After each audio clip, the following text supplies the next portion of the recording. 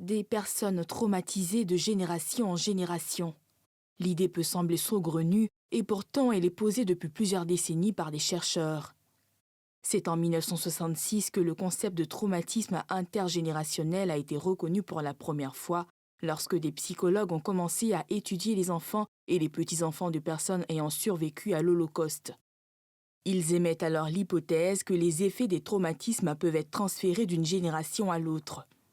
Si les dégâts matériels et les pertes en vie humaine liées aux différentes crises qu'a connues la Côte d'Ivoire sont plus perceptibles et plus chiffrables, ceux liés au traumatisme psychique restent peu connus et même ignorés.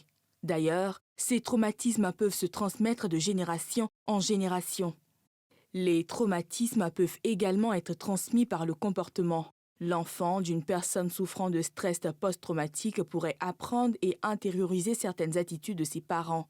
Le génocide rwandais en est l'une des illustrations les plus patentes et récentes. Le choc psychologique dû aux atrocités commises lors de cette guerre interethnique a eu des répercussions sur plusieurs générations de Rwandais. Comment les traumatismes intergénérationnels peuvent-ils être soignés? La première étape pour traiter ce type de traumatisme est de comprendre les facteurs déclenchants et les symptômes. Selon l'OMS, une personne sur 4 dans le monde sera à un moment de sa vie atteinte d'une maladie mentale. Pourtant, ces troubles restent globalement méconnus et banalisés. En Côte d'Ivoire, on ne compte qu'un psychiatre pour près de 340 000 habitants.